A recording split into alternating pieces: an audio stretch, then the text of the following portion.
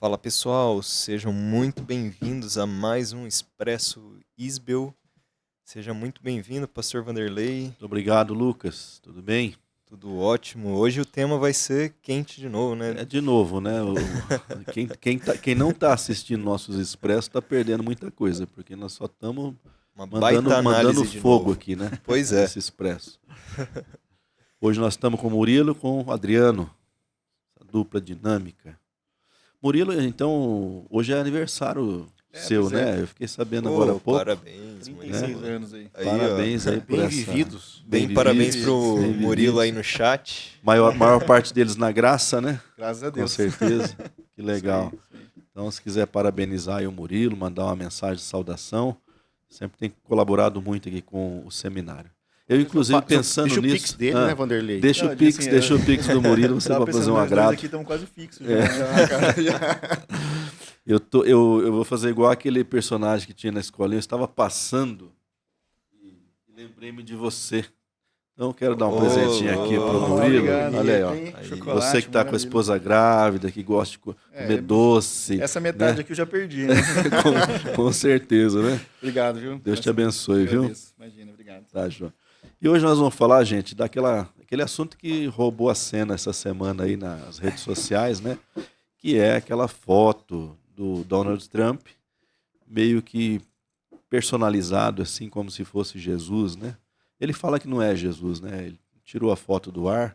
Tem a foto aí, Lucas, pra gente pessoal tá ver? na tela já. Tá na tela.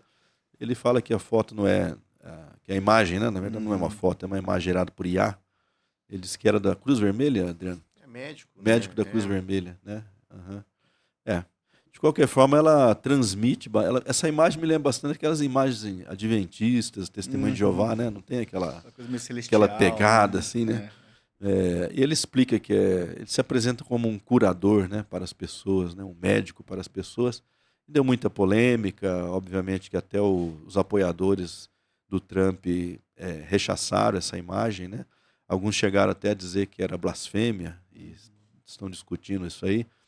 Nós não queremos entrar nesse mérito, não nos interessa aqui discutir as intenções, né, do Donald Trump ou aquilo que ele faz ou deixa de fazer.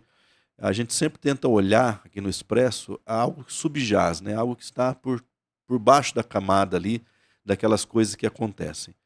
E algo que a gente vê nesse episódio, nessa situação, é uma coisa que afeta todos nós, muitas vezes, que a gente chama de dissonância cognitiva, que é quando você talvez pensa de si mesmo além do que deve pensar, né? Tem um versículo assim, inclusive, né? Ninguém pensa de si mesmo além... Qual que é, Adriano? Me ajuda a lembrar aí. Ninguém pensa de si mesmo... É do apóstolo Paulo, daqui a pouco você acha aí. Faz uma paráfrase aí. Mas a ideia é essa, ninguém pensa de si mesmo, né? Além daquilo que deveria pensar, né? No sentido de estimular ali a humildade, as relações, né? Mas o fato é que esse tipo de coisa pode acontecer com a gente, pode acontecer com pessoas. A gente teve, inclusive, na história, pessoas que se achavam Jesus Cristo, né? Nós temos ainda, né? Inclusive, que a gente até brinca. Esses dias eu estava falando disso lá no GC nosso. Eu falei, bom, a gente tem que esperar, né? No dia que ele morreu, esperar uns 3 dias aí para ver se realmente era ou não, se né? era ou não era, exatamente. Você tem uma imitação dele ou não? Pior que eu não tenho. Não faz, né? Porque o Murilo imita bastante Dessa vez gente, mas desse aí ele não tem, né? Eu gostava muito, tinha uma abertura de um programa, né? Que usava um áudio e falava, meu pai, onipotente e tal, né? E agora é curioso porque Jesus é curitibano, né? Isso é muito curioso. Interessante. Então, Murilo mencionou o Henri Cristo, né? Fundador da Suprema Ordem Universal da Santíssima Trindade, e que acha que é Jesus Cristo, né? Mas nós temos outros casos, nós tivemos o Reverendo Moon. Reverendo Moon, ele não se dizia Jesus Cristo, ele foi fundador da Igreja da Unificação, mas ele dizia que ele era o último Messias, né? E essa aí não teve como confirmar, porque ele já morreu também e não aconteceu nada, né? Você se lembra, não sei se é da sua época, Adriano, aquela situação que aconteceu em Waco, no Texas, com Davi Koresh. Ele criou uma seita ali, ele se dizia também uma versão... Ele se dizia, na verdade, o Cordeiro de Deus para os últimos tempos, né? E aí ele juntou mais de 500 pessoas ali naquela seita, né? E, de repente, em um dado momento, ele resolveu que todos ficaram presos lá, e ele sim. colocou fogo no lugar e muitas pessoas morreram naquela ocasião, né? Acho que tem até um documentário. Tem um Né, documentário. sobre Isso aqui eu acho que foi anos 90, 2000, não me lembro, né? Mas o fato é que sempre tem alguém que está projetando, fazendo uma projeção em Deus ou de Deus, né? Como é que funciona isso na psicologia, assim? Quando tem o camarada acha que, de repente, ele representa a entidade, a divindade, ou ele projeta a característica da divindade na própria vida, né? eu acho que aí tem uma questão interessante que é, assim, usando esse plano de fundo que a gente abriu aqui, todos os grandes megalomaníacos, né, eles têm essa estrutura que eles precisam ultrapassar a realidade, né, que está em volta deles. E é interessante como esse discurso religioso, especialmente se referindo a um movimento messiânico, isso que se abriu dizendo da dissonância cognitiva, o Leon Festinger tinha encontrado no campo religioso uma possibilidade, né? Sim. Quando lá em 1956, eu acho que foi, né? 9, né? 1959, ele tomou conhecimento de uma seita. Ele também já era um estudioso da psicologia, né? E ele toma conta dessa seita e ele, de repente, resolve ir lá ver o que está acontecendo nessa seita. Eles tinham, se não me engano, dia 21 de dezembro, estipulado como o último dia da existência da humanidade, e ele se infiltra lá muito nesse interesse científico, né, de entender esse fenômeno. A ideia lá era que um dilúvio iria destruir a humanidade, era né? de uma profetisa, né, alguma coisa assim. Uma mulher comum, inclusive, uma mulher comum, né? Uma senhora dona de casa. Nada demais. E aí ele observa, muito curioso para saber o que acontece quando eles descobrirem que de fato nada aconteceu no dia prometido, né? Que é a brincadeira que você vê dos 3 dias, né? Vamos esperar para ver se cumpre, né? se cumpre essa profecia. E aí ele descobre, aí chega o dia, né? E aquilo de fato não aconteceu, e aí ele percebe como que eles vão reagir agora. E aí eles descobrem que tiveram alguns mecanismos que aquele grupo, aquela seita criou. Um deles era olhar para aquela experiência e dizer assim, não era esse dia, era num outro dia. Ok. Essa foi uma preparação para que acontecesse.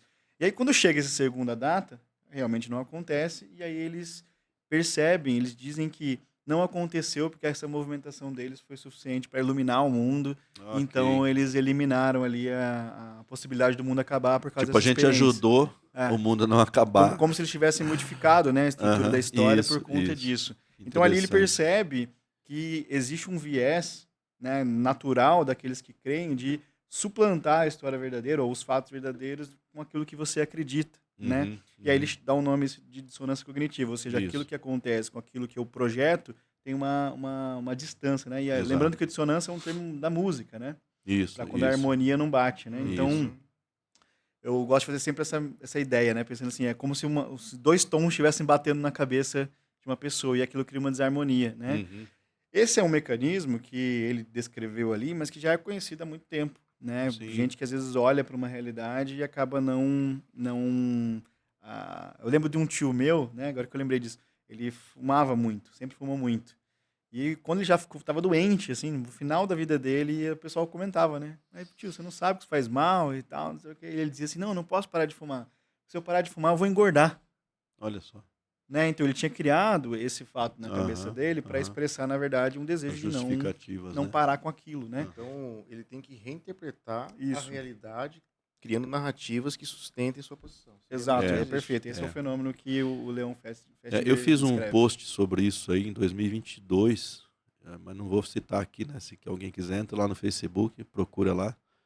E quando o Lula ganhou do Bolsonaro, então todas as narrativas proféticas com relação a Bolsonaro, porque ele estava muito bem cercado ali de pastores, de pessoas, de líderes, né? Todas essas narrativas caíram por terra por causa da derrota. E aí precisou-se criar novas narrativas para suprir aquela lacuna que fica, né?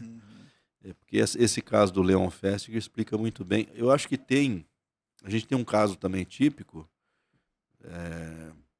não era Ellen White, né? Ellen White acho que não fez profecia, foi o Miller, né?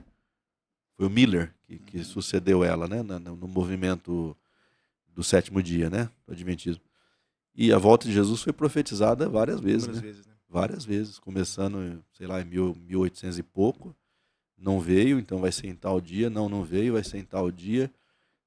Aí quando não sei lá pela terceira vez, Jesus não vem, cria-se a outra narrativa. Não, ele veio, mas ele veio no santuário celestial. Ele não veio na terra. Ele veio purificar o santuário celestial, que é uma situação que ninguém pode verificar, que ninguém pode saber se de fato aconteceu ou não, a não ser pela fé, né? Então, não seria mais fácil dizer, pessoal, nós erramos. Vamos chegar lá, porque essa, na verdade, é a parte, a parte mais difícil. Tem alguns experimentos muito importantes dessa lógica, e eu pesquisei alguns deles. Tem um, inclusive, que é do próprio Festinger, que ele fez a seguinte experiência, né? Ele colocou uma pessoa durante 1 hora para fazer um negócio extremamente tedioso, assim, né? Só modificar umas peças de lugar, então o estudante ficava ali 1 hora no tédio absoluto. E aí, ao sair dessa experiência, tinha uma fila para entrar no próximo. E aí eles deram para um grupo de pessoas R$1 e o outro $1, no caso, né? Ou $20, para elas dizerem que lá dentro estava muito empolgante, que era uma atividade super legal e tal. E aí, o que ele descobriu nessa experiência? Ele descobriu que aqueles que receberam $20, eles estavam menos motivados para mentir do que os que receberam 1. E aí ele pensou, mas o que tem a ver uma coisa com a outra? E aí ele descobre que a lógica por trás desse mecanismo é, bom, $1 é muito pouco para mentir. Então as pessoas se convenciam que de fato não era tão tedioso quanto parecia. Enquanto aquele que recebia $20 falava, não, vale a pena eu mentir, porque eu estou sendo recompensado de uma forma grandiosa, né? Então ali já também tem um pouco desse mecanismo. Que é difícil eu aceitar que eu gastei 1 hora da minha vida para nada. Então eu prefiro ignorar o valor baixo e dizer, não, até que não foi tão ruim assim. Então os mecanismos de domínio que a gente encontra, a maioria deles funcionam dessa forma, né? Nós temos Estocolmo, por exemplo, que é uma lógica muito semelhante a essa, né? Então, são mecanismos bem complexos mesmo. Adriano, eu não sei se nós temos um personagem bíblico que incorreu nessa síndrome de Messias, síndrome de Deus. Será que tem alguém assim que vem à sua mente, destacadamente assim? Porque nos dias de Jesus você tinha muitos messias declarados, né? Tinha uma conotação política. Exatamente, por conta daquele contexto, Roma, né? Tal, né? Mas o mesmo Messias... Até uma vez li um livro, eu fiquei chocado, né? Porque dizia, não, Jesus não era o único que afirmava ser o Messias naqueles tempos, né? Então, você tinha lá um punhado de concorrente, né? A ideia do Messias não seria necessariamente uma projeção do próprio Deus, né? Então, mas do líder político. Isso, é o Filho de Deus, né? Porque o Filho de Deus é um título messiânico, que a gente vê lá no próprio Salmo 2, né? Então, é uma ideia política, né? Em alguns grupos do judaísmo daquele tempo, também é uma ideia sacerdotal. Então, tinha um grupo que cria 2 tipos de Messias, né? O Messias régio e o Messias sacerdotal. E a ideia do Messias que reina, que é o régio, ele não sofre. Ele é o vitorioso, ele é o vencedor, né? Já o Messias régio, dependendo do grupo, ele acaba sofrendo. Mas eu me lembro de um personagem, o próprio Adão. Dentro de uma... talvez de uma mais emblemático. De uma perspectiva ali das narrativas de origens. Porque a ideia adâmica é essa, né? Sereis como Deus. E Agostinho ele vai compreender esse pecado tendo como base o orgulho. Ou seja, eu me amo mais do que Deus e eu me amo contra Deus. Dentro da perspectiva de querer ser o próprio Deus, né? Então, essa perspectiva de orgulho faz com que o outro se torne uma ameaça. Porque se eu sou Deus, o próximo é uma ameaça, eu preciso de alguma forma me precaver, né? Então, ali, dentro da narrativa bíblica, você já percebe que logo após a rebelião de Adão, temos o primeiro assassinato, né? Logo na sequência. O Adão é emblemático nisso. Quando Jesus revela a morte também dele, né? Eles entram numa negação, né? Porque Jesus era esperança, então talvez eles vissem, não, você não vai, você é o morto, você é o cordeiro. Não, pelo amor de Deus, você é o nosso herói, dentro né? dessa perspectiva do Messias político aí, né? Interessante. Porque quando Jesus pergunta para os discípulos quem os outros dizem que eu sou, os discípulos começam a dizer, o pessoal está dizendo que você é um dos profetas. E Jesus era conhecido como um profeta mesmo. Então, dentro da pesquisa histórica, a gente entende que é um profeta de liderança.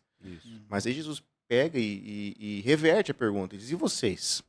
E Pedro, ousadamente, diz, tu és o Messias, o Filho do Deus vivo. Então, ele vai apresentar Jesus como Messias. E é interessante observar que nós estamos falando de uma subida para Jerusalém. Então, a perspectiva, assim, de modo geral, apesar das divergências e das e das pluralidades, né, de concepções do Messias naquele tempo, mas de modo geral o Messias seria aquele que ia para Jerusalém, purificaria o templo, né, destruiria os inimigos e reinaria. Okay. Então, imagine só, Jesus está dizendo que, aliás, Pedro diz, né, tu és o Messias. Jesus fala, Simão, não foi carne e sangue que te revelou, mas o meu Pai. Só que a partir daquele momento, Jesus começa a falar da sua morte. Isso é necessário que o Filho do Homem vá para Jerusalém, sofra, morra, ressuscite. Ele é um ponto de virada, né? É uma mudança de paradigma, né? E de repente Pedro chama a parte, vai dizer, mestre, de forma alguma isso vai acontecer. Então, tipo, eu observando assim, dentro de um viés sociopolítico daquele período, é inadmissível o Messias morto. Deixa eu pegar o Pedro aqui então, porque acho que o Pedro é o cara que vai nos conduzir nessa conversa. O Pedro tem as convicções dele. Formadas até aquele momento. Isso. Me parece que, se eu falo, tu és o Cristo, Filho de Deus vivo, e Jesus fala, você matou, né, na mosca, não foi carne e sangue que revelou e tal, o cara fica, né, fala, legal. E de repente, passa ali um tempinho, Jesus está dizendo, arreda de mim, Satanás, né? O Pedro não pode representar uma pessoa, um crente comum que tem as suas convicções, que foi construindo suas convicções e tal, mas que num dado momento elas não são suficientes, elas não são completamente claras ou verdadeiras, né? Sim, porque tu és o Cristo não é uma declaração que afirma o Cristo da perspectiva do próprio Jesus, né? Não, até mesmo porque eu acredito que uma das autocompreensões de Jesus é ser o Messias. Apesar de outros eruditos falar que Jesus nunca pensou isso, mas eu acredito que Jesus pensava assim, ser o Messias, redefinindo, né, o programa messiânico. Isso. De modo que ele via o inimigo não como Roma, mas como o próprio Satanás. Então ele fala do que o príncipe deste mundo está vindo, né? A própria interação dele ali, né, no deserto, quando ele vence o próprio demônio naquelas tentações. Então Jesus tinha uma batalha muito maior e ele evoca na sua mensagem que o templo perde espaço. Então, ou seja, isso traz perseguições a ele, porque ele afirma ser o próprio templo, né, no caso do novo templo. Então, quando eu olho para Jesus e vejo que Jesus ele valida Pedro dizendo que Pedro está certo, que ele é o Messias, só que a concepção de Pedro é uma concepção de chegada em Jerusalém e de vitória. Ok, é isso que eu queria, esse ponto que eu queria, porque a gente pode chegar a esse ponto na nossa caminhada pessoal, na nossa fé pessoal, né? Um triunfalismo, por exemplo, ou tipo assim, eu estou doente, mas Deus vai me dar a vitória, eu estou certo disso, de repente a pessoa morre. Esse tipo de coisa que eu estou pensando, né? Veja que eles estão indo para Jerusalém e tem uma discussão entre o grupo de quem era o maior no reino. Sim. Havia outra discussão. Porque, tipo assim, já que o reino vai ser estabelecido agora, já vamos colocar os nossos lugares. Então, e exatamente, né? Tem discípulos e tem um evangelho que fala que isso aqui é a mãe deles. Que chega em Jesus e fala, olha, permita que meus filhos sentem do seu lado no seu reino. Então, eles não estavam entendendo a redefinição de Jesus. Fantástico. Podemos falar aquele exemplo nosso, Adriano, aqui, de como uma pessoa se auto-engana muitas vezes? Claro, começa você, por favor.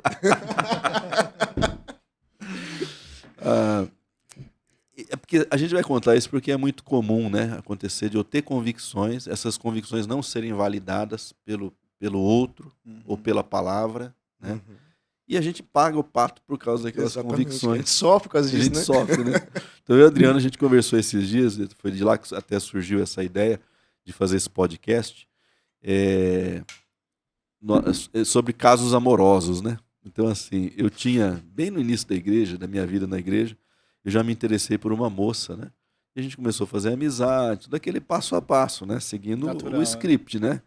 Amizade e tal, até que eu me declarei para ela, né? E ela meio que foi recíproca, né? Ela disse, eu também tenho interesse e tal. E ela dizia assim, mas por alguma razão eu não posso assumir um compromisso com você. Não sei dizer porquê, mas eu não posso. Mas é alguma coisa comigo? Não é com você, tal, eu gosto de você, não sei o quê, mas não posso. Tá bom.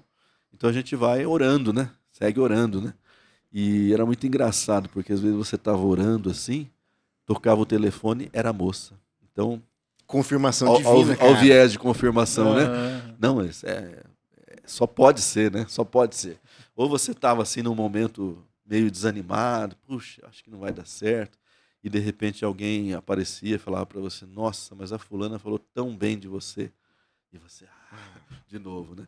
Então chega aquele ponto que você vai se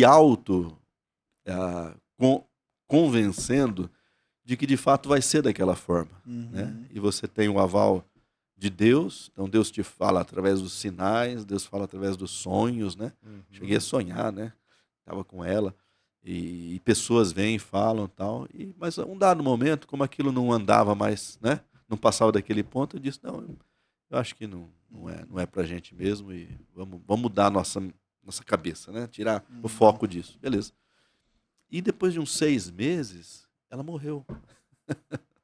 Ela teve um aneurisma cerebral e morreu. Assim, não teve nem como socorrê-la, né? E eu entendi agora por que ela não podia assumir um compromisso, né? Mas eu estava bem convicto, viu, gente, de que Deus tinha falado com você. Que Deus tinha falado comigo de que eu estava no caminho certo. E o Adriano teve um episódio parecido, né, Adriano? Tenho sim. Na minha adolescência, nas épocas neopentecostais, né? Para quem quiser compreender, né? Assista o último episódio que você vai conhecer, né? Esse lado do Adriano. E eu lembro que, sim, eu tinha 16 anos, tinha acabado de sair do ensino médio ali, e eu conheci uma garota da igreja, que eu gostei dela, né? E ela também tinha uma certa aproximação comigo, então me abraçava, ficava pegando na minha mão. Aí um menino de 16, 17 anos, você fica criando várias expectativas, né? Aí um belo dia eu criei coragem e pedi pra namorar com ela. Foi uma frustração, cara, porque ela falou não. E, tipo, eu fiquei sem entender, eu pensei, mas ela pega na minha mão, ela me abraça, ela senta do lado do culto, fica pegando, não era pegar na mão, assim, pegava na mão, sabe? Sim. Como namorado. Entrelaçado, assim, e eu fiquei, e eu fui orar, pedi pra Deus. E nas minhas meditações, eu caí em alguns textos bíblicos, e um deles, que daí está em Isaías 43:19, que diz assim: eis que faço uma coisa nova, porém um caminho no deserto e rios no ermo. Naquele momento, o meu coração acendeu. E eu pensei assim, pronto, o que é deserto na minha vida? A minha vida é sentimental. Isso. Logo, o Senhor vai abrir um caminho nesse deserto. O que eu vou fazer? Eu vou servir Ele com mais intensidade. Porque se eu for fiel a Ele, vai dar certo. Cara, aí que eu criei toda a expectativa de que a garota iria, em algum momento, gostar de mim. Aí eu comecei a trabalhar mais na igreja, evangelizar mais. Né? Pelo menos teve assim, um resultado prático, né? Teve, cara. Mas aí o que acontece? Tipo, não rolou, né? Assim, eu nunca namorei com ela e a gente depois se afastou, tudo. Ficou só na amizade. Mas o ponto é esse, né? Eu fui para a escritura num momento de devocional, sem a compreensão adequada, eu retive um sentido de um texto que ele não estava comunicando. Apliquei aquilo na minha vida, acreditei e não deu certo. Não porque Deus falhou, mas porque eu entendi errado. Mas olha que coisa interessante, né? Nos dois relatos de vocês, tem um campo emocional muito forte, né? Tem, assim, tem uma questão de você sentir essa afeição pelo outro ao ponto de você até ler o que não estava escrito, né? Nos textos. Então, eu acho que essa é a grande questão importante. E quando a gente está apaixonado, a gente não vê muita coisa, né? Assim, o nosso tema geral, se você quer ser o Messias, você vai acabar sendo. E vai encontrar base, né? Vai encontrar base, vai encontrar seguidor, vai encontrar alguém vai confirmar isso para você, você vai achar um texto bíblico para isso, né? E vai ter convicções pessoais também. Isso é muito curioso. Ontem a gente estava lá no nosso GC, em um dado momento a gente estava discutindo sobre isso, e eu contei para eles uma história que eu ouvi, na verdade, de um outro pastor, que ele falava assim que aconteceu uma situação na igreja desse pastor muito complicada, questão de escândalo público e tal. E quando questionaram ele sobre essa situação, numa entrevista ele falou assim, olha, essa situação é complicada, mas Deus pediu para eu ficar em silêncio diante dessa questão. E era uma questão muito grave, assim, envolvia um monte de gente, né?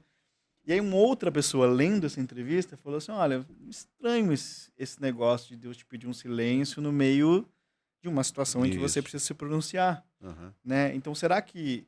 ele até falou assim, olha, ele falou, Deus falou comigo e disse tal, que era para eu ficar em silêncio em relação a isso, né? E aí esse pastor que estava olhando essa situação falou assim, cara, estranho, porque Deus fala muito com esse sujeito. Parece que toda semana Deus dá uma ordem para ele. No sentido, sempre tem alguma coisa, assim, e sempre tem a ver com uma autopreservação, né? Ele falou, não sei se faz muito sentido isso. E aí depois eu tive a curiosidade de ver nos comentários e a galera dizendo, como é que você pode falar que Deus não falou com ele, né? Tipo, a experiência dele é essa, não tem como você validar isso. E aí ele respondeu dizendo assim, na verdade eu tenho, sabe por quê? Porque na Escritura há a manifestação de Jesus e isso não combina com Jesus. Isso. Então, pelo fato de não combinar com Jesus, eu posso dizer que talvez não tenha sido Deus que tenha falado com ele, né? Porque a gente também entra onde é minha emoção, né? Qual que é essa fronteira aí? E todos nós passamos por coisas parecidas com essa, né? Tipo, até onde é a minha emoção e até onde é a coordenação de Deus nessa decisão, principalmente falando de relacionamento, falando de mudança de cidade, mudança de emprego, né? Então, essas coisas, assim, quando você está numa mente não tão equilibrada, ganha-se força, né? Porque, no final de contas, você quer tanto aquilo que a tua voz ecoa na voz de Deus, né? E essa confusão acaba acontecendo, né? Você quer tanto aquilo que a tua voz ecoa na voz de Deus. E eu costumo pensar, inclusive eu comunico isso em sala de aula, cara, eu acho muito problemático as dicotomias. Então, quando você faz uma separação entre estudo bíblico e devocional. Agora eu não vou estudar a Bíblia, vou fazer uma devocional. Não, agora esse é o momento de estudar a Escritura. Eu acho isso muito perigoso, porque eu posso entender o meu devocional no contexto do estudo, da mesma forma como eu posso fazer um estudo exegético num contexto devocional. Porque se eu elimino o estudo devocional, eu posso fazer o texto falar o que eu quiser. Afinal de contas, eu não estou estudando, só estou deixando o texto falar comigo, mas nem sempre aquilo que o texto está falando comigo é o que o texto está dizendo. Porque, querendo ou não, nós levamos para o texto pressupostos, bagagem de vida, que acaba ecoando. Mas quando eu reparo que o texto é um outro diferente de mim, que esse texto tem uma alteridade e uma voz própria, eu preciso observar as marcas que esse texto traz e permitir que ele comunique algo a mim. E esse processo hermenêutico não é pura e simplesmente sentar e ler. Eu me lembro, né, do Dr. Gordon Fee, que ele também faz uma crítica à academia teológica quando faz essa divisão da piedade com a exegese, né?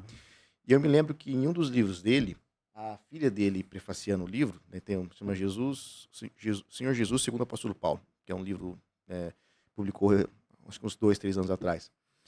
E tem um relato assim que eu acho brilhante, porque ela fala dele, como que o Gordon Fee amava o apóstolo Paulo, como que ele fazia os grupos pequenos na casa dele e tal.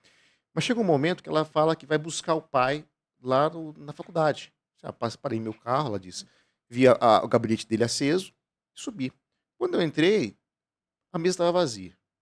E eu escutei um barulho, assim, um choro, um gemido. E eu olhei meu pai caído atrás da mesa. E eu falei, ô pai, tá tudo bem? E ele parou, se recompôs e falou, filha, tá tudo bem. Eu só estava montando a minha próxima aula de amanhã e não me contive pelo evangelho. Tá. Ele se jogou nas lágrimas, de repente ela olha para a mesa, cara. A aula que ele estava montando era de grego avançado. Entendeu? Então, você pega um teólogo erudito, no nível de um Gordon Fee, que é um dos maiores especialistas de crítica textual, hoje, né, já faleceu, né? E trazendo esse elemento da piedade, então a junção do devocional com a busca do estudo, né, com uma boa Bíblia de estudo, com uma análise legal, faz a diferença. Por quê? Porque a Bíblia, ela não é um livro feito apenas para o indivíduo. A Bíblia é um livro eclesiológico. Ela é um livro da igreja para a igreja. Então ela tem que ser lido, a Bíblia tem que ser lida na igreja, com a igreja e para a igreja. Então isso é coletivo. Eu gosto disso. Eu às vezes não entendo porque as pessoas falam assim, olha, não leia a Bíblia para procurar mensagem, não. Porque eu leio a Bíblia procurando mensagem. É claro que eu não prego tanto para procurar tanta mensagem assim, mas ao encontrar uma mensagem, eu tô sendo beneficiado por ela. Com também, certeza. Né? E às vezes, assim, a pessoa fala assim, não, eu li a Bíblia toda já esse ano. E eu falo, puxa, eu não dei conta de um terço ainda. Porque é comum eu ficar 3, 4, 5 dias num capítulo, né? Olhando aquele capítulo a fundo, tal. Eu fiquei num livro da Bíblia, eu fiquei mais de mês. Mais de mês, né? Assim, indo e voltando, fazendo cruzamentos, né? E quando você aplica alguma técnica hermenêutica... Isso era devocional para mim. Isso era devocional. Por exemplo, eu vou pregar, antes de pensar no esboço, de construir ali alguma coisa, eu vou interpretar o texto. Então, eu passo um bom tempo lendo o texto. E eu aplico, né, a semiótica no texto bíblico. Cara, é riquíssimo, porque a semiótica já te traz muitas ferramentas de análise. Claro. E antes de pensar como que eu vou articular aquele conteúdo numa mensagem para ser entregue para a igreja, eu fico ali pensando, meditando, vendo os objetivos, vendo os actantes do texto. Aí você para, pensa, lê, relê, é abençoado. Agora, se você pega e fala assim, hoje eu vou ler o capítulo 1 de Romanos. Aí amanhã você leu 2 de Romanos. Aí você tem uma agenda. Aí você leu 3 no dia seguinte. No outro dia, cara, você já não lembra o que você leu no 1. Exato. Aí quando você faz essa atomização, você faz esse recorte do texto bíblico, você tira o do contexto literário e você pode aplicar de qualquer forma. Eu lembro que, lendo o próprio Dr. Gordon Fee, ele explicando como que você trabalha com os gêneros literários, né? Fala, como é que você lê uma carta? Aí o Fee falou assim, quando você lê uma carta, você geralmente fragmenta ela, né? Eu vou ler um pouco de versículo hoje, do dia amanhã. Eu falei assim, não, mas não é assim que você lê uma carta. Quando você tem uma carta, você lê ela toda. Final. Então imagine, Paulo escreveu aos Coríntios, não era para ler um capítulo aqui, outro ali. É ler numa sentada só, porque é uma carta. Sim. Então aí isso faz a diferença na leitura, né? Porque você vai perceber o movimento literário, ou o movimento retórico que ele está causando ali. Então, se eu não tenho essas compreensões... Diferente de ler um livro, né? Que aí você pode fragmentar. Exatamente. Né? Sabe, se você não tem essas compreensões, o meu devocional se empobrece e eu posso fazer o texto falar o que ele não está dizendo. Hoje em dia, gente, com tanto seminário, com tanta faculdade, universidade de teologia por aí, você vai encontrar professores, primeiramente, que não têm piedade, né, Adriano? É o cabeção. O cara sabe tudo, é impressionante. Impressiona mesmo. Mas não tem piedade, não tem essas lágrimas que você falou com o Dr. Gordon, né? Você vai encontrar gente liberal, contra liberal por aí, né? Que não acredita mais em milagre, não acredita em nascimento virginal, ressurreição de Cristo, por aí fora. Você vai encontrar picareta, né? Que diz que sabe, mas não sabe. Você não queria ver estudar com um cara igual esse? Hã? Os bons, então, Lucas, nós vamos começar módulo que dia? 27, um novo módulo. O que nós teremos ali? Pois é, pessoal, olha, nós vamos ter Novo Testamento 3. Trata do que, Adriano? Fala de cartas gerais, Hebreus. Epístolas gerais e... Hebreus, Apocalipse. E Apocalipse. Isso. Hebreus, Pedro, João, Tiago, Judas Apocalipse. E Apocalipse. Olha, inclusive são cartas meio menosprezadas na Bíblia. Exatamente. Você já notou isso? Lê menos, né? Você já notou que o pessoal lê menos? E o Apocalipse tem medo, né? A pessoa tem medo de ler. Com certeza. E o Hebreus é assim, quando você lê Hebreus é um negócio fantástico, né? O que mais vai ter? E detalhe, né? Vai ser o pastor João que vai lecionar. Pastor João Lenz, que tá bala, né? Isso. Especialista no Novo Testamento e agora está se preparando para o mestrado aí. Poderoso. Né, na interpretação bíblica, né? Lá na Colômbia. Olha só. Aí tem que mais? Teologia Bíblica do Novo Testamento 2. 2. Trata do que, Adriano? Formação do pensamento do apóstolo Paulo. E esse é com você? Esse é comigo. Aí o bicho pega. Aí outro nível de glória. Legal. Vamos ter também Cultura e Religiosidade Brasileiras. Cultura e Religiosidade, com esse servo que vos fala. Né? Onde a gente vai trabalhar um pouquinho aí esse caldo brasileiro, né? Esse caldo religioso, cultural, que desemboca tanto no catolicismo popular quanto no neopentecostalismo, pentecostalismo, tal, mercado gospel, olha só. A teologia como olho, né? Exatamente. Você fala também das religiões de matriz africana? Fala um pouquinho, mas não falo para bater não, porque a gente só tem que explicar, na verdade. A gente não bate em ninguém lá, né? A gente só explica o contexto, a formação e a pessoa tira as suas conclusões, né? Isso. Mas falamos, né, das expressões e tal.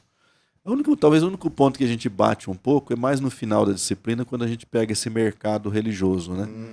Porque mercado e religião não deveriam se conversar, né? Mas se conversa muito bem hoje no Brasil, né? Então a gente faz uma crítica ali. E já fizemos várias aqui também nesse contexto, né? E nós teremos um ciclo de palestras, Lucas. Fala aí as temáticas. Exatamente. Esse aqui que é a novidade, né? Essa é a novidade. Nunca teve um módulo. ciclo temático. A ideia é a seguinte, pessoal. Cada semana a gente vai abordar um tema diferente, né, pastor? Sim. Então, a primeira semana seria técnicas de aconselhamento para pastores e líderes de célula. Então, Se sua igreja é em célula, isso aqui é isso é uma baita aula. E não necessariamente precisa ser em célula, pode ser outro formato pode ser que líder também de atende, ministério, né? enfim. É que hoje o líder de célula é um pastor que está lá cuidando de gente, precisa saber também, né? Conversar e atender, né? Exatamente. Segundo é a comunicação efetiva na pregação contemporânea. Terceiro, mentoria como uma ferramenta para formação pastoral e ministerial. Aí, leituras pastorais do Antigo Testamento, leituras pastorais do Novo Testamento. E por último, a última semana, que são 6 semanas, né? 6 semanas. A gente tem técnicas de storytelling para pregação e ensino. Aí, isso aí, com o Murilo Leal, hein? com o Murilo. A ideia disso aí assim, é bem pontual. É uma palestra de 2 horas, com interação, por dia, com tópicos variados. Mas assim, serve desde o pastor da igreja até o membro que está exercendo algum tipo de ministério, né? Então entra lá no isbl.org.br, dá uma olhadinha nas ofertas e já garanta a sua vaga, né? Vamos voltar no Pedro? Vamos. Murilo, o Pedro, então, ele chega lá, ele está convicto, tu és o Cristo, tens palavras de vida eterna, tal, não sei o quê, de repente Jesus repreende ele, né? Que tipo de exercício a gente teria que fazer na nossa vida para que a gente não caísse nessa armadilha do autoconvencimento, né? Eu acho que é isso, eu acho que Deus falou isso, eu acho que, sei lá, essas convicções que a gente falou aqui, né? Vai acontecer isso comigo, com a minha vida. Como é que a gente pode como é que eu diria, não cercar, mas ter proteções ou... Eu acho que uma das coisas importantes, quando a gente está falando da verdade bruta, né, vamos dizer assim, daquela coisa que é concreta, é você buscar um referencial externo a você próprio, né? É você buscar uma outra referência. Por exemplo, se nós estamos falando de uma tendência teológica, de um novo entendimento bíblico, acho que o primeiro exercício é tentar entender. Alguém já falou sobre isso, né? Uhum. E se falou de que forma, né? Porque também tem isso, um dos passos messiânicos é o cara acreditar que ele viu uma coisa que ninguém viu, né? Ah, sim, né? Esse é um dos começos. Exclusividade, assim. né? Eu sou um novo Cristo, por exemplo, Isso. que tenta passar do que já existiu, né? Eu sou tenho uma nova interpretação, um novo momento. Então, acho que a primeira coisa é olhar para esse referencial. Será que esse olhar, essa leitura bíblica, essa percepção que eu tive, já foi encontrada em algum lugar? Isso foi encontrado de que forma foi encontrado? Porque muitas das heresias se acabam aí, né? Quando você cruza com a tradição, você encontra que pessoas, inclusive, mais renomadas, mais importantes, de vez em quando discordam da gente. Na verdade, a maioria das vezes discorda da gente. Então, isso é um dos mecanismos. O outro que eu gostaria de pensar é a própria convivência em comunidade. Porque você consegue encontrar em outras pessoas, talvez, uma outra voz que diga diferente, que você possa comparar, né? Entender que você não está sozinho, não se isolar nessa realidade, nessa interpretação pessoal, né? Porque muito desse entendimento dessas histórias que a gente cria, se nós não tivermos uma versão alternativa, a gente vai começar a encontrar elementos e vai engordar essa história cada vez mais. Dentro do processo lá psicológico, uma das coisas que a gente utiliza como ferramenta, a gente fala que é buscar evidências. Então, vou dar um exemplo, assim, o sujeito fala... Eu estava essa semana dando uma aula para o ensino médio e eu comentei com eles, assim, de como é a força disso, a gente, dos nossos pensamentos, né? E eu falei para eles assim, você cria um pensamento do tipo, eu sou insuficiente. Qual é a evidência disso? Porque eu tirei, no contexto lá dos adolescentes, né? Porque eu tirei 3 vermelhos numa prova. Quantas provas você fez esse semestre? 50. Então, 3 de 50. É bastante ou é muito? É pouco. Então, a crença do... então eu sou uma pessoa completamente capaz, ela não é completamente verdadeira. Agora, aponta o fato de que você tem um déficit ali de conhecimento que você precisa adquirir. Esse é um princípio da TCC, não é? Isso. Que você questiona as próprias crenças, os próprios pensamentos, né? Então, é interessante. Queria que você falasse mais sobre isso, porque eu acho que isso aí é chave para a gente também quebrar esse ciclo vicioso. Um dos mecanismos interessantes que a gente fala na construção da cognição é que os nossos pensamentos, né? Eles impactam nas nossas emoções e as nossas emoções correspondem às nossas ações, de um modo geral. Então, no modo de comportamento. Exato. Então, é claro que estou reduzindo aqui, né, de maneira pedagógica, mas talvez vamos imaginar que eu levante aqui agora e fale assim, gente, agora eu sou o novo Messias. Vamos imaginar que eu fale isso. Eu sei que vocês vão, né, se arrepiar aí. E aí você vai falar para mim assim, tá, mas por quê? Ah, porque eu me sinto. Ou porque eu senti que eu sou. Porque... Hoje em dia é complicado esse, porque eu tô. Exato. Né, eu me identifico, né? Então, você traz para o âmbito da emoção, sim, né? Sim. Muito do que a gente se sente tem a ver com a emoção. Então ele fala, vamos supor que eu falei assim, porque eu me senti, ou então eu encontrei alguém na rua, ela falou e eu acatei a isso, né? Então, essa emoção já estava em algum lugar em mim, isso reforça. Qual que é o próximo passo? Começar a agir como se eu fosse um Messias. Então, eu coloco uma toga, sei lá, né? Como é que eu me só para te interromper mais uma vez, essa foto que a gente começou comentando no início, ela também tem relação com uma série de líderes que foram lá validar a crença de que o presidente é um eleito de Deus para esse tempo, né? Existe também um reforço mesmo, né? Nesse sentido. Assim, dizem que tem aquele ditado, né? Para meio louco, se você der um pouco de razão, ele chega na mesma conclusão que a sua. Sim. Então, talvez, e o nosso coração, ele tem esses enganos, né? Se eu já me imagino dentro, pleiteando alguma coisa e o ambiente em volta reforça, então mais ainda isso vai ser importante. Então, qual que é o mecanismo para tentar driblar um pouco esses pensamentos automáticos, né? Ou então essa lógica comum? É simplesmente você encontrar no outro ou na outra experiência algo que te afine aquele pensamento ou então te distancie daquele pensamento. Né? Buscando as evidências, tentando encontrar quem já falou sobre isso, a gente consegue ter um outro panorama. Isso é simples, isso é fácil? Não para quem já está enviesado. Né? Por isso que é um trabalho ativo, de buscar isso semana a semana, né? Olhar para isso, encontrar outros materiais. Né? Um exercício que eu faço quando eu estou falando de teologia, e isso eu aprendi há muitos anos atrás, que é todos os textos que me favorecem, né, que eu encontro espaço no meu coração, usar em favor do outro. E todos aqueles que eu uso contra o outro, eu usar contra mim. Né? Eu aprendi isso há muito tempo. Muito bom. E isso ajuda a gente a ir lapidando um pouco mais essa câmara de eco que fica no nosso coração. Então, se eu entendo que Deus está me dizendo aquela coisa, tá, quem é o favorecido disso? Sou eu sozinho? Então, nós temos uma dificuldade, porque o evangelho não tem esse propósito, esse compromisso de me favorecer sozinho. Se favorece a comunidade, se favorece o grupo, né? Se nossos lugares de pertencimento, se é uma intenção de serviço, então começa a parecer mais com Jesus. Agora, eu tenho prestígio com esse pensamento? Então não parece muito que tem a ver com Jesus. Né? Vou dar um exemplo muito bobo. Assim. Uma vez eu fui numa igreja e eu conhecia a pessoa, quando eu morava lá em São Paulo, e eu conheci a pessoa que era o líder da igreja. E quando eu fui cumprimentá-lo, ele estava numa salinha do fundo lá antes da pregação. E quando eu entrei, tinha uma irmã que servia ele, tinha a vaga dele do estacionamento que era só para ele, tinha ali, eu lembro que a irmã perguntou, o que o pastor quer beber? Né? E aí ele sugeriu lá um refrigerante, trouxeram. VIP, assim. E começou, aquilo foi me incomodando um pouco. Não porque eu achasse que ele estava fazendo aquilo de propósito, porque eu até conhecia essa pessoa, mas porque ele talvez não tinha entendido que aquilo ali não tem nada a ver com Jesus. Né? Não combina com Jesus. E aí eu, nesse exercício de tentar trazer ele um pouco para uma outra visualização, eu falei, escuta, você não se incomoda com isso? Ele, isso o quê? Então, tá vendo? Ele nem tinha se dado conta. Aí eu descrevi, você não acha estranho isso aqui, isso aqui, isso aqui, isso aqui, isso aqui? E ele, de muita confiança, assim, a gente é um amigo há algum tempo, ele me olhou e falou, cara, eu nunca tinha percebido assim.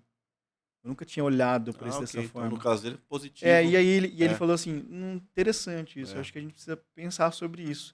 Eu não voltei lá para saber se tinha mudado, mas aquilo foi, o que eu trouxe para ele? Uma realidade externa, que a autocâmara dele lá, né, que ficou, quando talvez não tivesse. Por quê? Porque o círculo dele em volta reforçava ainda mais essas coisas, que ele era especial, que ele tinha que ser tratado, porque afinal de contas ele é o cara que vai pregar, né? E nesse contexto tem muitos que vão exigir, inclusive, esse tratamento, porque e vão recusar se também. Acham o escolhido, se acham a pessoa especial. E vão recusar também. Por exemplo, ele poderia ter virado para mim e falado, não, você tá maluco, não tem nada a ver, né? Isso aqui é porque eu sou um pregador, né? E qualquer outra... Inclusive usar um contexto bíblico, né? Sei lá, podia distorcer alguma coisa ali, né?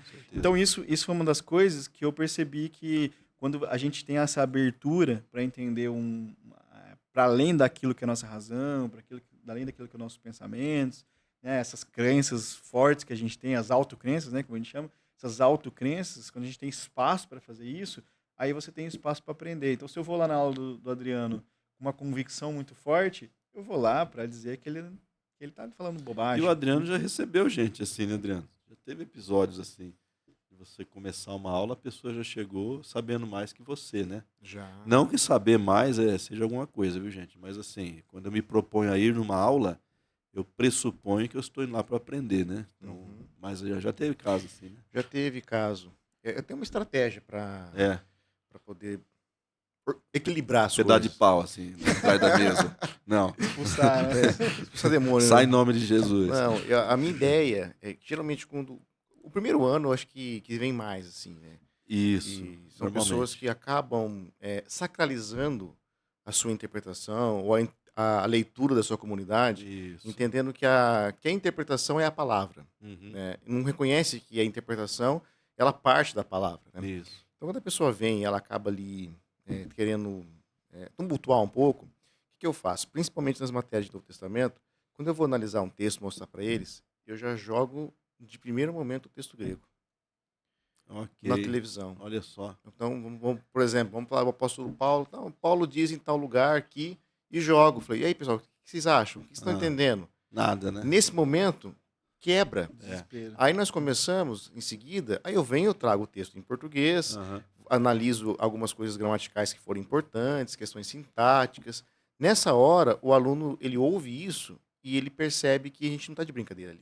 Okay. A gente não está simplesmente trazendo informação por informação. Nós estamos construindo um conhecimento com base linguísticas, sociais, teológicas, filosóficas.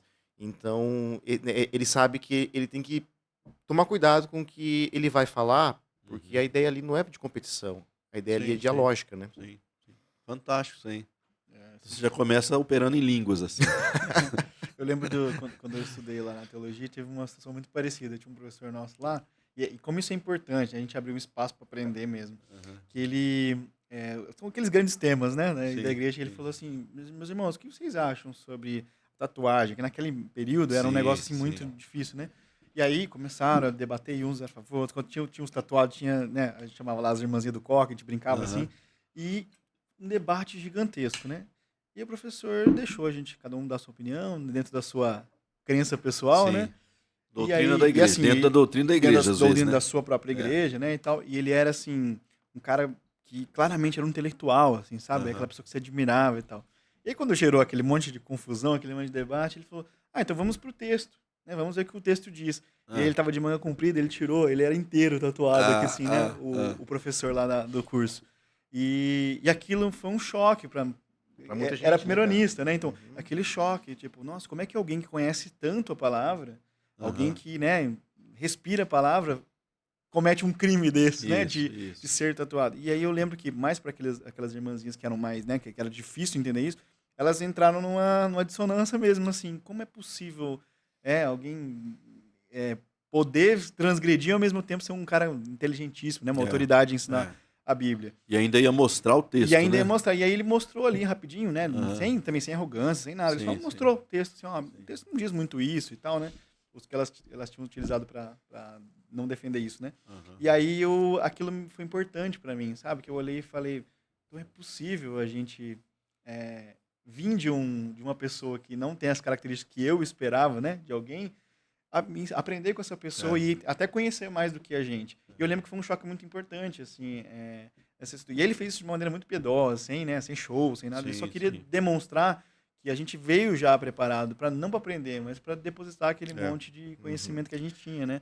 E isso me impactou tanto que a gente, quando começa a ler, você começa a ler só as coisas que você gosta, né? E quando eu comecei a me deparar com textos que eram coisas que eram meio amargas para mim, eu fiz esse propósito comigo. Eu falei assim, não, eu preciso entender qual é a proposta dessa pessoa. Então, deixa eu tentar tirar o máximo de leitura prévia, ler aquilo, absorver, entender qual é o contexto, e aí, então, eu venho para combater aquela ideia, né? Só que isso não é uma coisa mecânica, né? Isso é uma coisa que você precisa ter disposição no seu coração para aprender. Porque a dissonância é desmontada assim. O requisito básico para desmontar a dissonância e para aprender é humildade, né? Quer dizer, será que eu não estava errado? Será que a minha crença não estava equivocada? Será que eu não me deixei iludir? Eu conversei com uma pessoa o ano passado que eu admirei, porque foi um caso raro que eu atendi nesses 30 anos. Ele disse assim, eu pertencia a um movimento religioso por mais de 30 anos. E eu me desliguei dele e eu descobri que eu estava errado, que eu fui iludido. Olha que interessante. Que eu perdi 30 anos da minha vida. Olha, eu nunca tinha visto aquilo, Adriano. Assim, um movimento bem forte, conhecido aí. E ele chegou a essa conclusão, né? Então, assim, com muita humildade, com quebrantamento. E né? ele chegou sozinho, assim, estudou, sabe? Sozinho. E é mais difícil ainda, né? É, mais difícil. Mas assim, muito curioso, vai atrás, investiga, pesquisa e tal. Na verdade, teve um episódio, um dia a gente pode fazer um podcast só sobre isso, talvez. Teve um episódio relacionado à ciência, que aconteceu em 2009, uma situação muito... Eu posso falar o episódio, que foi o mapeamento do genoma humano. Nesse momento, quando ele tomou conhecimento disso, desconstruiu muitas crenças dele e ele se sentiu enganado, né? Então, sabe que mas é raro, viu? Aparecer lá no setting terapêutico, uma das coisas que a gente tenta fazer é isso, né? É olhar e falar assim, existe uma outra explicação para isso? Isso. Existe, então a gente precisa investigar isso, né? Porque esse tipo de pensamento, ele às vezes está tão enraizado e tão forte que a gente não consegue nem combater ele próprio. Não. Então, assim, por exemplo, algumas ferramentas que a gente utiliza lá. A primeira pergunta, quando alguém vem com uma afirmação muito forte, é, por exemplo, esses dias eu conversava com uma pessoa e ela falou, olha, eu me desentendi com a minha chefe e eu acho que ela não gosta mais de mim e quer me mandar embora. Olha, tá toda pronta a tese. Sim. Eu disse, mas existe uma outra alternativa que não seja essa? Tem, talvez seja isso, que ela trouxe umas 4. Eu falei, ok, então nós vamos investigar qual dessas duas é. Qual que você acha que é mais possível dentro dessas possibilidades?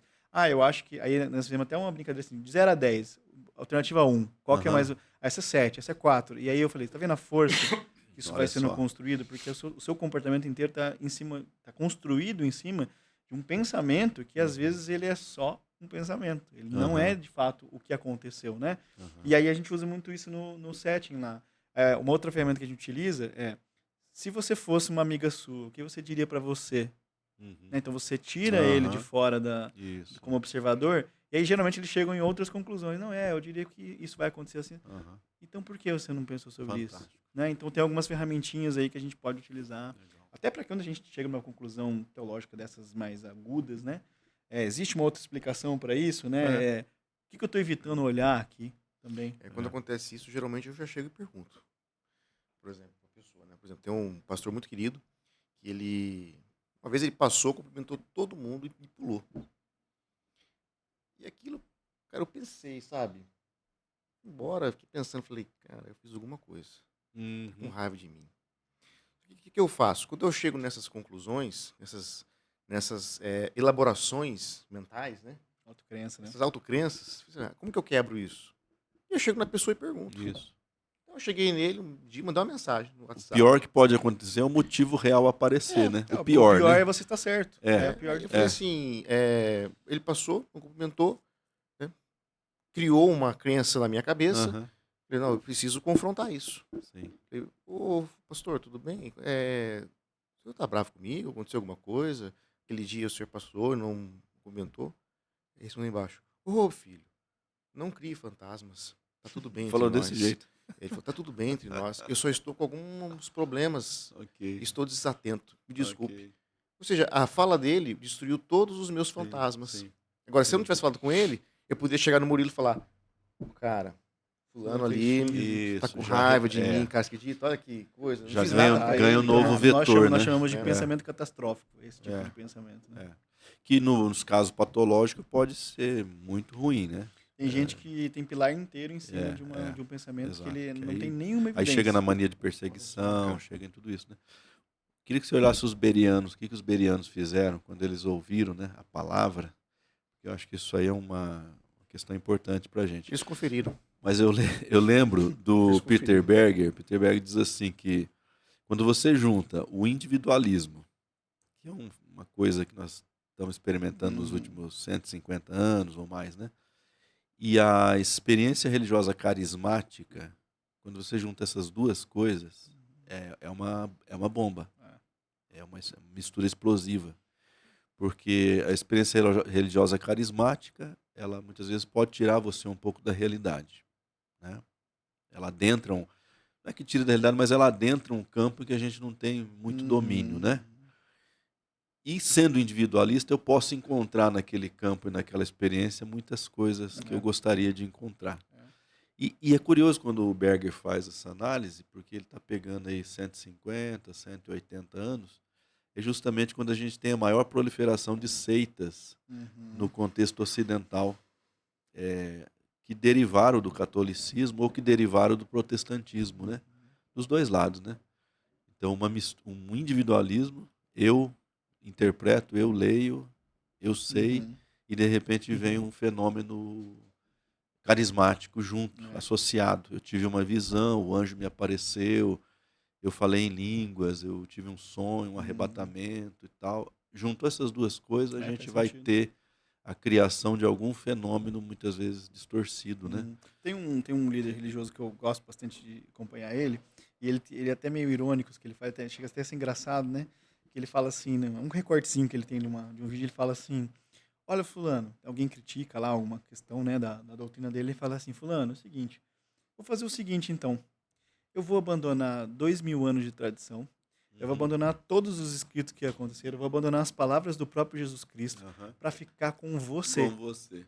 Olha, porque você é o cara que eu preciso seguir agora. Vou abandonar tudo isso que existiu, todo esse contexto, porque você é o você entendeu. É o cara. Você é o cara, você entendeu o que é. Então, assim, que ele está fazendo isso é medindo proporcionalidade, né? Dizendo, pô, você é um cara ali que tem 3 falas em 2026, né? Eu estou sentado num negócio que tem uma tradição gigantesca, né? Então, assim, esse senso de proporcionalidade também ajuda a gente nessa situação. Às vezes o seu pensamento é desse tamanho num contexto maior, mas para você, no seu interior, é um grito, assim, gigante. Então, esse senso de proporção também ajuda a gente a balizar um pouco isso aí, né? O Adriano conheceu o pastor Hélio Kirchen, né?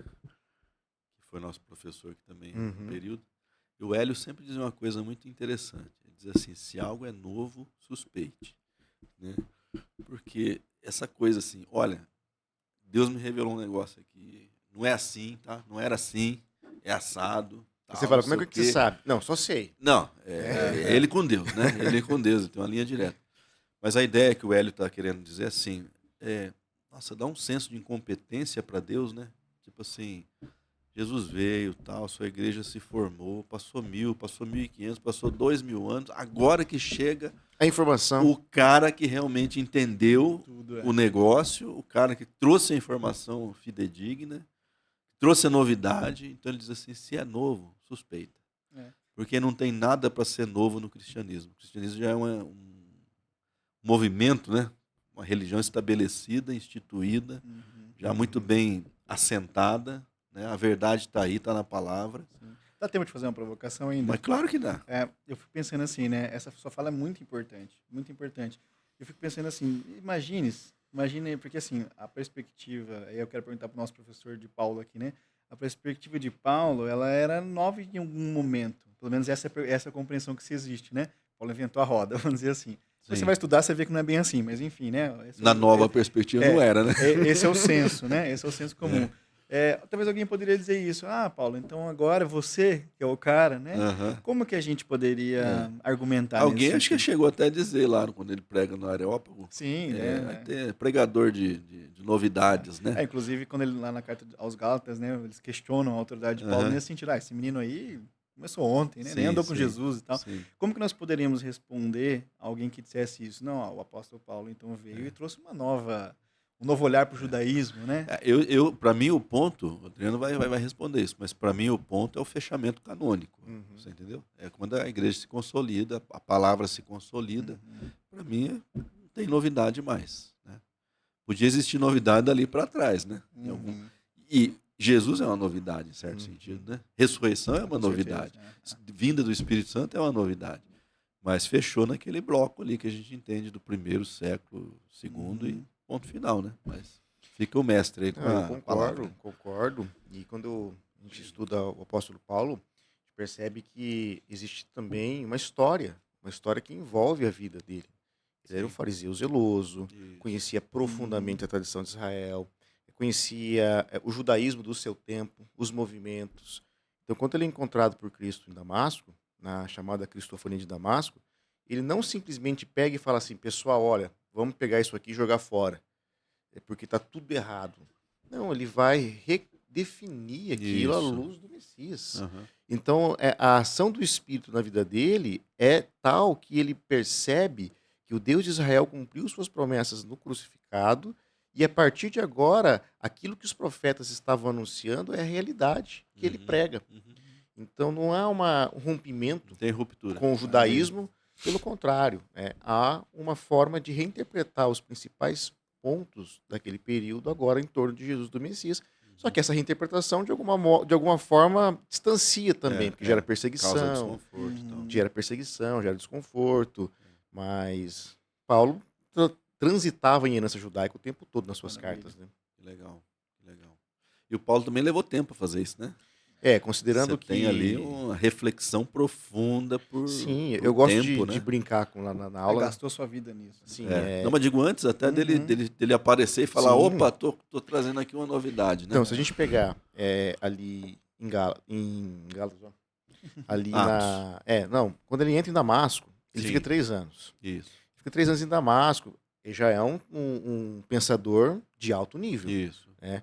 Ele já falava várias línguas, já entendia a Torá. Então ele vai pregar nas sinagogas dos sábados, todo mundo vai ficar espantado, porque aquele cara que chegou para aprender os seguidores de Jesus estava pregando o próprio Jesus ali. Né? Quando depois de 3 anos que ele vai para Jerusalém, ele fica 15 dias em Jerusalém, junto com Pedro e João, e ele é enviado para Tarso. E em Tarso ele fica 10 anos em silêncio, até Barnabé buscá-lo e levar para Antioquia. Então nós temos ali um período de 10 anos de silêncio. É tempo demais. E a gente não sabe Naquele o que ele tempo era fez. mais tempo. Era mais tempo ainda. A gente não sabe. Ele continuou trabalhando, claro, Sim. né? Mas o que será que ele pensou, orou, redefiniu nesses 10 anos? Então, quando o Barnabé busca ele, nós não estamos falando de um mero ser humano cristão, né? Tipo, vamos refalar melhor, né? Não de um simples cristão que chegou agora, mas de um cara que tem já uma bagagem muito grande e redefinida. Quando ele escreve a sua primeira carta, que na minha opinião é Gálatas, mas não vem ao caso, né, se não for, mas eu acho que as evidências apontam para Gálatas, observe o nível de informações que ele traz ali. Sabe? Então, não é um cara que alguém fala assim, o apóstolo Paulo muda de ideia em determinado momento. Eu acho perigoso você afirmar, lógico, ele evolui o pensamento, mas a essência permanece. Porque nós estamos diante de um pensador, cara, que teve muito tempo de vida. Na nossa cabeça é assim, o cara foi lá aprender os cristãos e tal, ouviu a voz de Jesus, né? E um mês depois caiu do cavalo, que né, nunca cara? caiu, né? O Ananias vai lá, ora por ele, pá, já sai dali pregando, né? E aí no mês seguinte, já vai para a primeira viagem. Não, a primeira viagem missionária, ele já tem muito tempo de vida com Jesus. E aí você vê que como que o Lucas ele traz um registro da primeira pregação, a primeira não, mas de uma pregação dele em Antioquia da Psídia, você vê o percurso que a pregação tem. Ele reconta a história de Israel, redefinida em Jesus.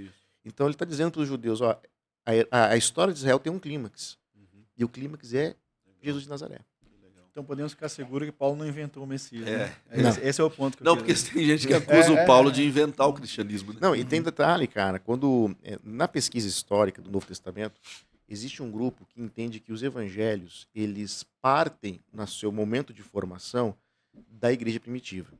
De modo que a igreja, em determinado momento, precisa criar ditos e colocar na boca de Jesus. Né? Só que existe um outro grupo de historiadores que entende o inverso. Eles vão defender que os evangelhos eles são compostos a partir de Jesus no contexto da igreja primitiva. De modo que os ditos que foram colocados ali realmente vieram da própria boca de Jesus.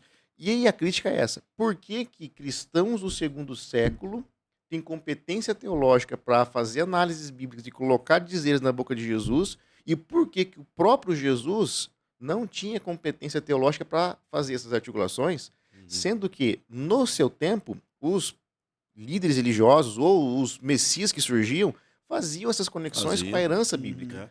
Entende? Então aí eu percebo que muito do que Paulo escreveu já estava, de alguma forma, já na boca do próprio Jesus.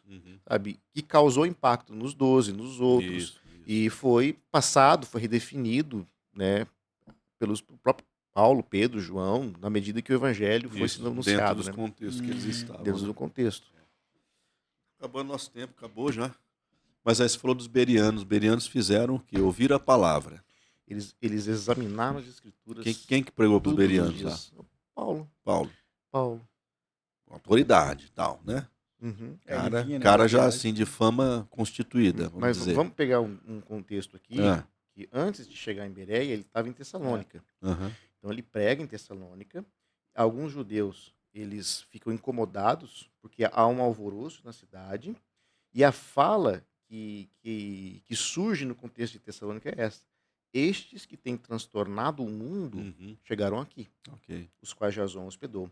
Todos estes procedem contra os decretos de César, então já tem uma mensagem política, afirmando ser Jesus outro rei. Então nós temos um outro problema que envolve a política.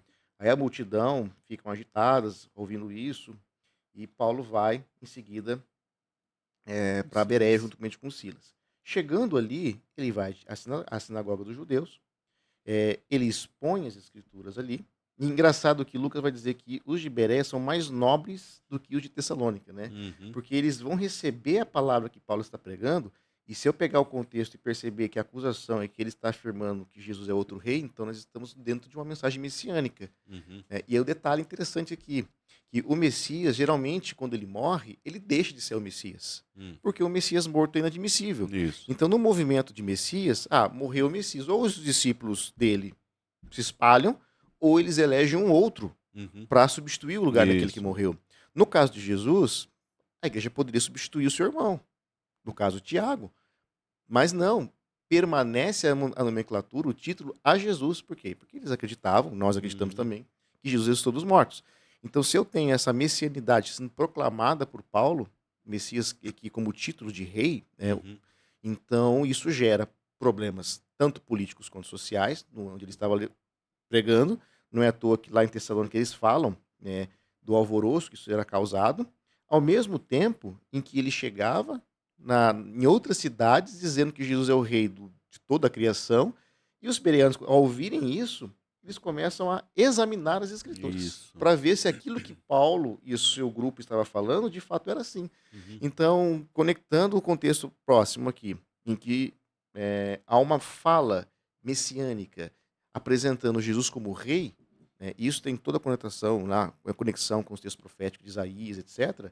Então, o examinar as escrituras para ver se era isso que estava sendo dito está totalmente em conexão com a realidade do Deus que se torna rei. Não é uma conferência de conteúdo também, é uma conferência de coerência. De coerência. E o texto não é achar texto prova, né? Não é exatamente. achar texto prova. E o texto continua, e com isso muitos deles creram, mulheres gregas de alta posição e não poucos homens.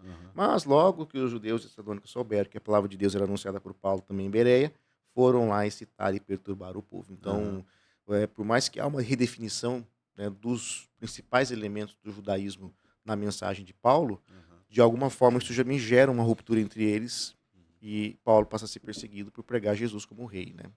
Lá fala que foi um bereano que fez isso? Que fez a checagem, né? Não, assim, estes de Bereia eram mais nobres que os de Tessalônica, pois receberam a palavra com toda a avidez, examinando as escrituras todos os dias para ver se as coisas eram de fato assim. Que é aquilo que o Murilo falou, né? A gente não vai validar a própria crença, a gente precisa da comunidade, né? Irmão, você acha realmente que eu sou o Messias? Né, Murilo? Você acha realmente que eu sou especial, assim? Você acha realmente que eu sou um profeta? Sabe aquele meme do Henrique Cristo? Eu não sei se é verdade, mas eu não duvido. Que perguntam para ele assim, quando é que você sabe? Como é que você descobriu que você é Deus? Né? Porque uma vez eu estava orando e descobri que estava orando para mim mesmo.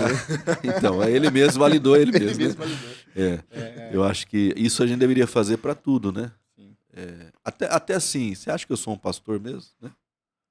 Um pastor é um título atribuído, né, por outros, né? Pela igreja, pela denominação. Às vezes você tem que perguntar, você acha que eu sou um pastor mesmo? Às vezes o cara ali acha que é um pregador, mas a pregação dele é horrível. E ninguém gosta, mas ele acha que tá bom. Eu tive um tem um problema aí, né?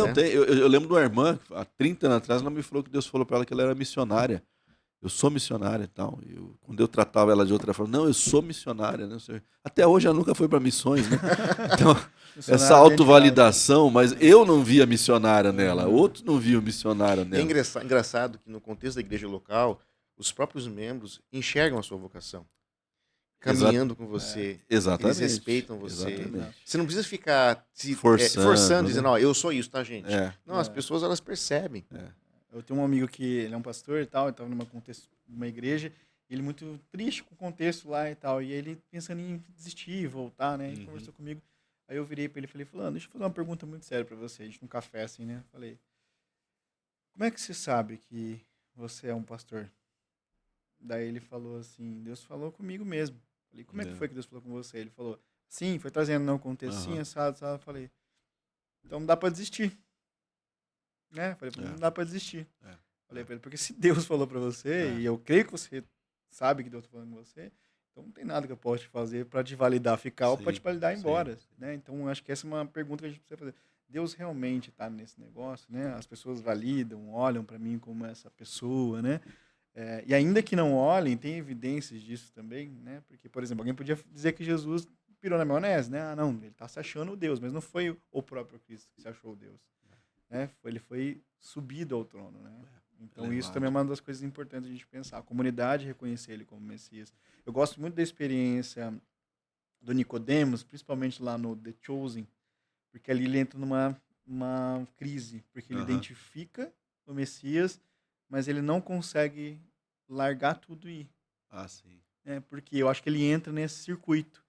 Tipo, eu sei que ele eu já percebi, né? Pelo menos lá na historinha lá, né? Ele olha, ele percebe. E aí eu gosto da cena porque quando Jesus está saindo, Jesus olha para trás, tipo, você vai vir, né?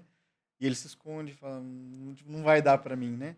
Então, essas coisas são importantes. Essas experiências que a gente vai tendo, vai mostrando pra gente se a gente, de fato, está disposto a viver, seguir aquilo, né? Ou então se é uma imaginação nossa, uma criação de um imaginário, né? Essa cena, para mim, é uma das mais importantes do Nicodemos. Nicodemos, eu imagino ele depois.